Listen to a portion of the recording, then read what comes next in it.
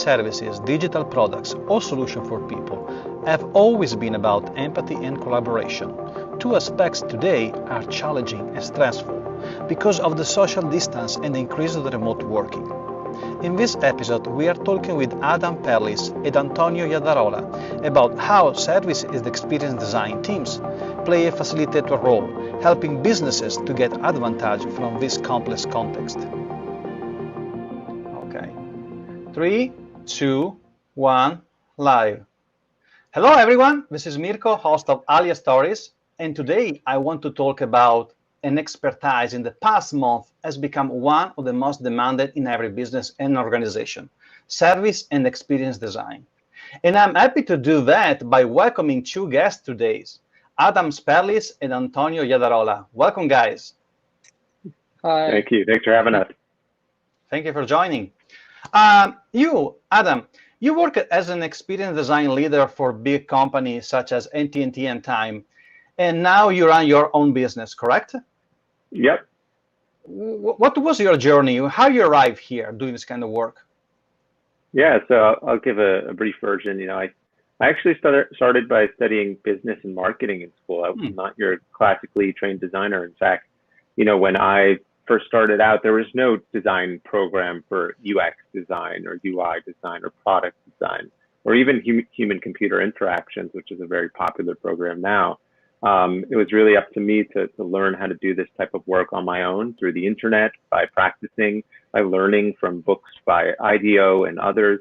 And, eventually I found my way into the product design world, working at Time Magazine. I became the head of design and UX there.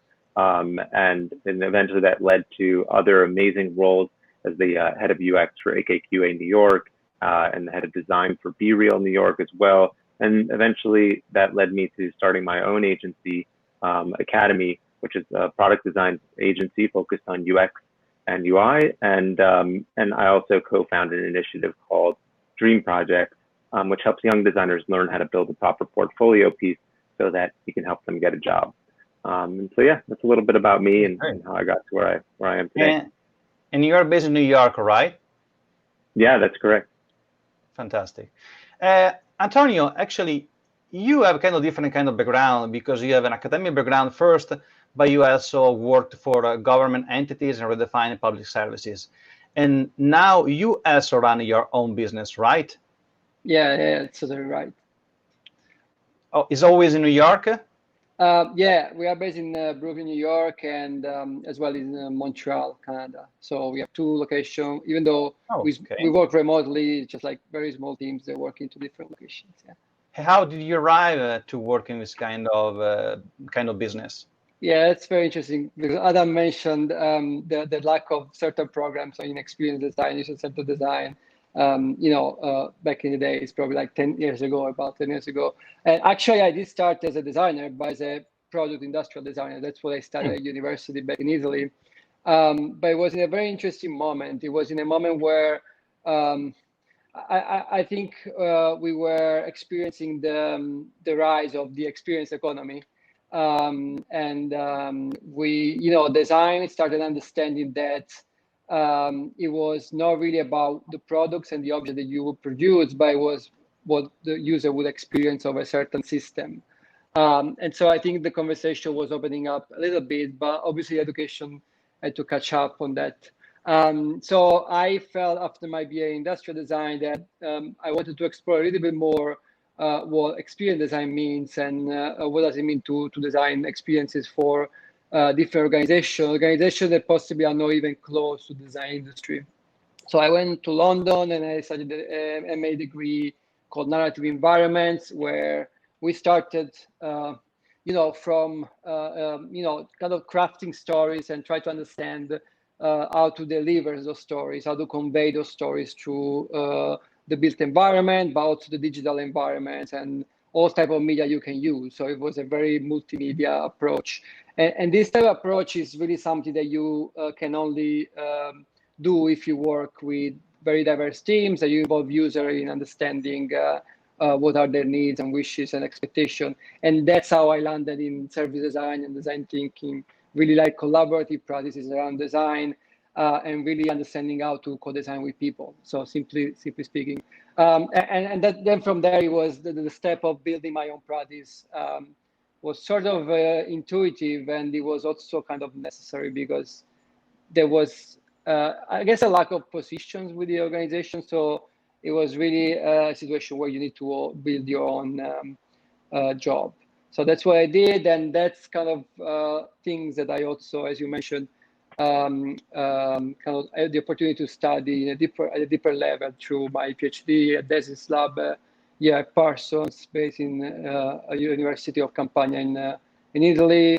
So yeah, I really try to understand how to use this co-design approach also in the social innovation sector, which now, unfortunately, I'm not. I'm not working in the social sector anymore. I'm working more in the private sector, but the approach of co-designing is really the same for any field. So it's a That's very great. rich, it's a very It's rich. so fascinating because all the time you talk with someone in this kind of business, you always discover this kind of cross-pollination from different expertise. Like the Adam say have a background in business and marketing. You actually your background start from the industrial and product design, and it's so interesting seeing how everyone actually learn from other kind of practice. Fantastic. Well, I have the first question for you both. And I'm sure it's not kind of something new for you, but for other people are watching right now, it could be actually. Everyone is working the service and experience design. They always have on the center of they are working aspects such as collaboration and co-creation. And I want to ask to you, how has changed your work in the past month, especially with working from home, remote team, and all the spectrum of kind of feelings sometimes in client organization are surfacing, like ego, exclusion, inclusion, depression, uncertainty. What is your experience in this space? How has changed your work? So that's I mean, obviously a very interesting question, and probably still a very open question for all of us. But I believe. I think what is the current situation required from us as designers is really to understand people at a deeper level. And of course, there's always been an attention in the last 10 years to understand the user in order to create experiences that they could use and buy, but then now I think the focus shifted a little bit on understanding how the organization works and how people work, and really almost at an individual level on how each person within a team is dealing with all the changes and the uncertainties. So I think in terms of me as or my practice as consultant for improving our organization design their services, we really had to add a lot of support and coaching to individual member of the teams and really understand not just how they were performing, how they were operating within a project, but also really understanding their wider context. Do they have a family? Do they have,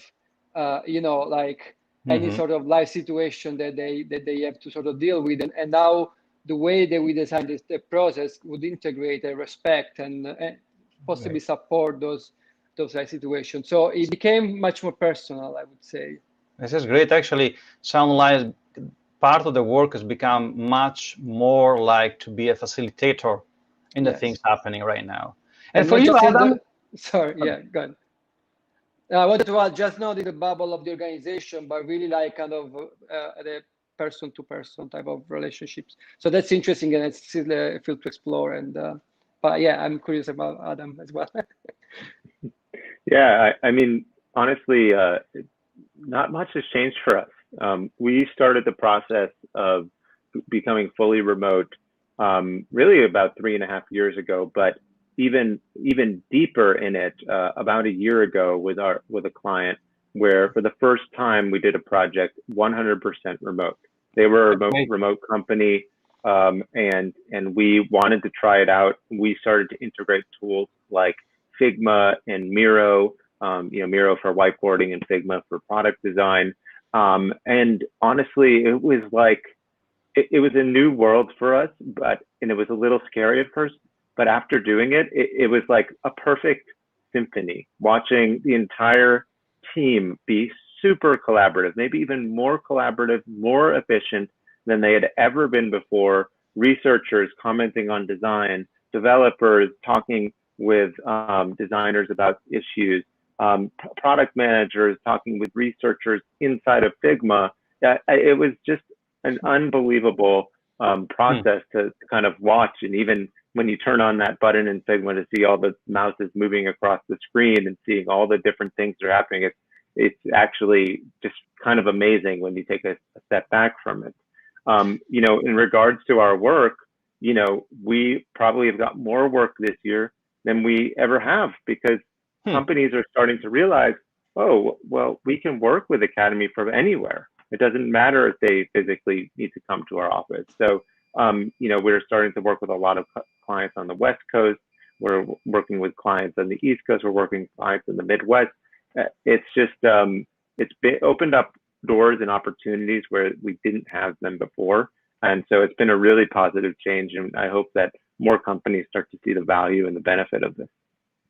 And also, I think it's great, actually, you have an opportunity to explore the new way of work, like a few years ago, because now actually you can really help clients who for the first time are facing this new model of working to understand how to do that. This is great. Yeah. Actually, and Antonio before mentioned something was very interesting when we're talking about understand the people. And I want to talk in a moment about empathy, because also, we talked before about collaboration and co-creation, a very important factor of the design process, but also empathy, understanding the people is so much important. And I feel like right now, with the COVID, with everything is changing around us, there are a lot of emotional feeling can play a very key role in understanding the people in terms of behaviors and what kind of action they take. But at the same time, research and understand people require kind of contact, and the social distance and work from home doesn't help so much to unfold these kind of opportunities. Do you think this new barrier make your work more difficult? Or actually, based on what I'm starting to understand from your previous answer, is actually create an opportunity for you to help a large organization or small organization to deal with that and understand the people. No, you're right. I mean, definitely. I mean, I acknowledge the very serious consequences of this recent pandemic, but in a field like design consultancy and strategic design, obviously, now more than ever, organization needs strategy and strategies to deal with the situation. So yeah, definitely we saw at Studio We an increase of opportunities and just kind of conversation to start supporting clients and partners.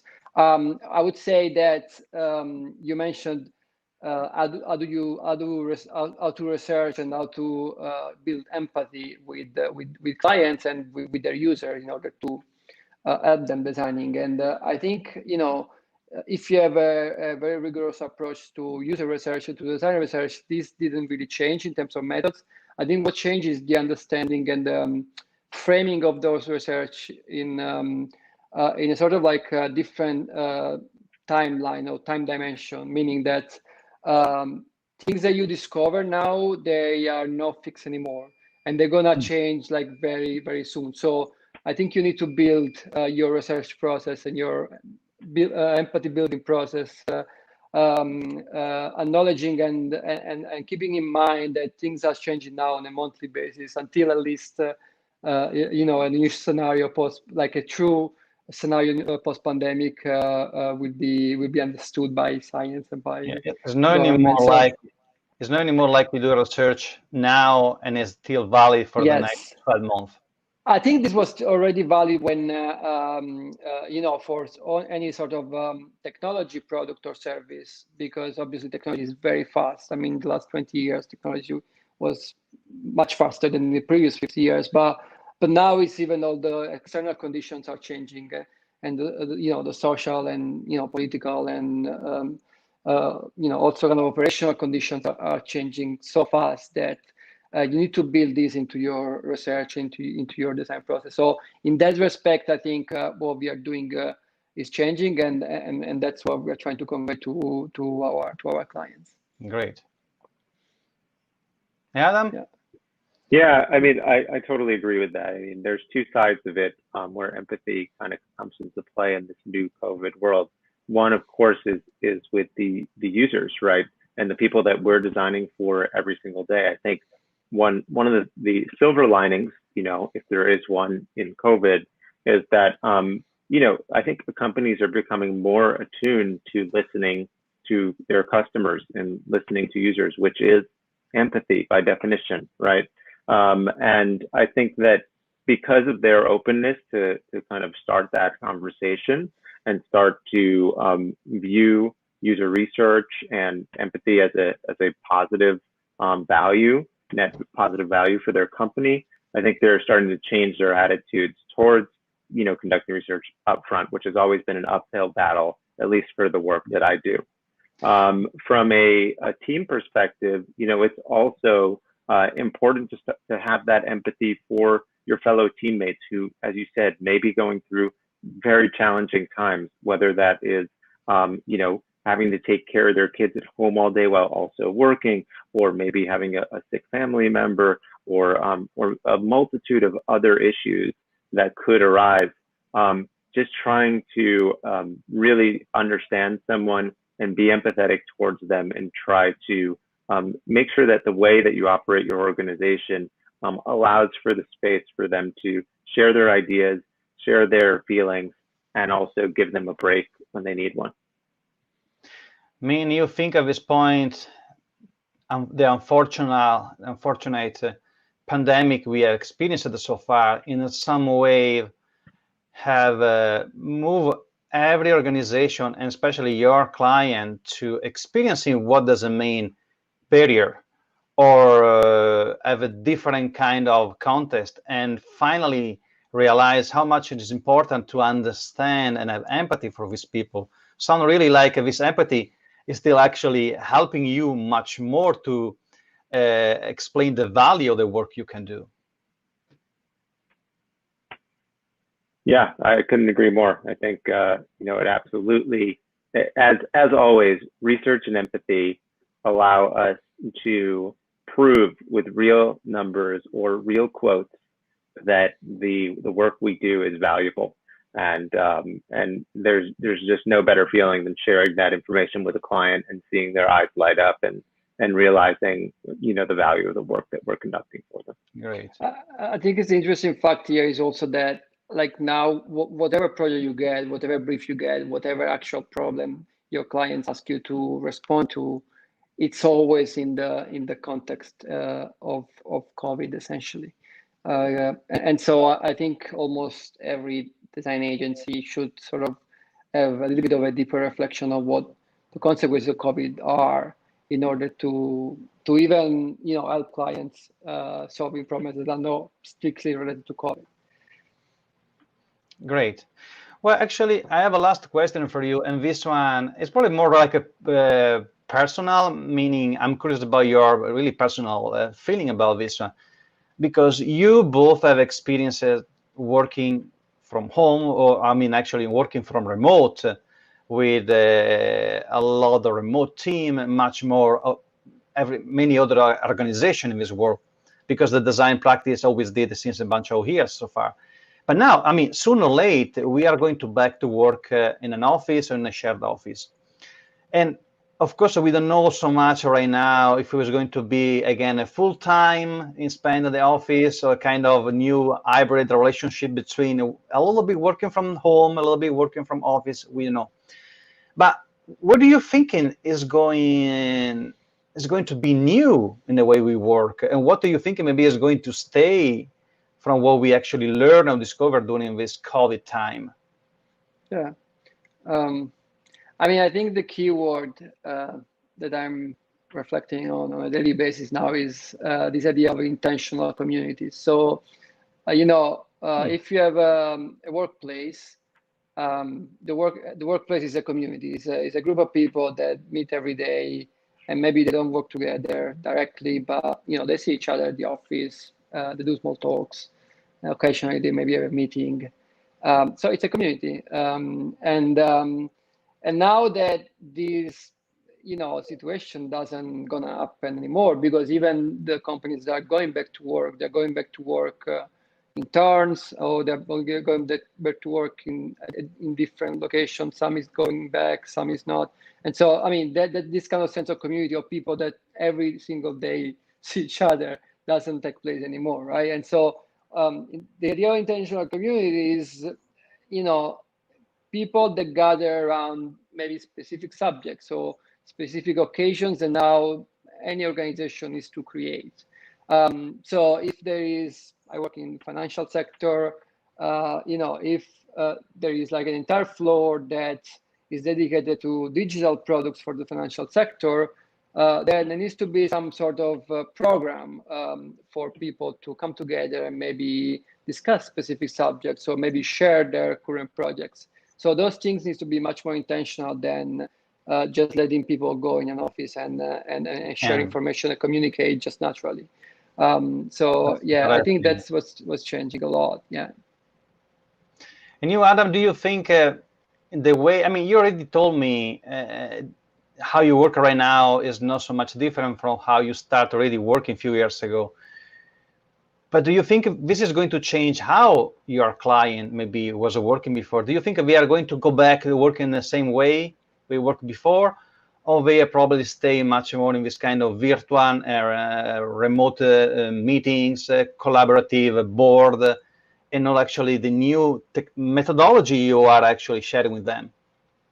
Yeah, I mean, for us, I'd imagine actually they're just going to be even more remote work. So we're going to go even deeper into this, and we may even start to push clients in that direction, so that we don't need to be in person, and that we can be sometimes more efficient this way. But that being said, there are great moments to be in person and be collaborative and work side by side. And there are definitely things I miss about that. And especially, as Antonio said, in regards to the communal factor, the community that you build in the office, and that environment can make people really want to stay places. So I think the things that I kind of worry about long term are more about attrition, losing great people because they want to go to a place where maybe things are going to be a little bit more in person. But of course, in a COVID world, this is not going to happen, in my opinion, anytime too soon. I think that right now the country is in a rush to open, and many businesses will, but I think that there's going to be also a lot of people who are unwilling to go and actually go into an office every single day, even if it means having to lose their job. So it's going to be a really interesting time in the coming months. There's going to be people who love working remotely and love working in companies like that. There's going to be people that really value that community aspect and want to go work in-house in the company, and may need to go take that risk to go have that again.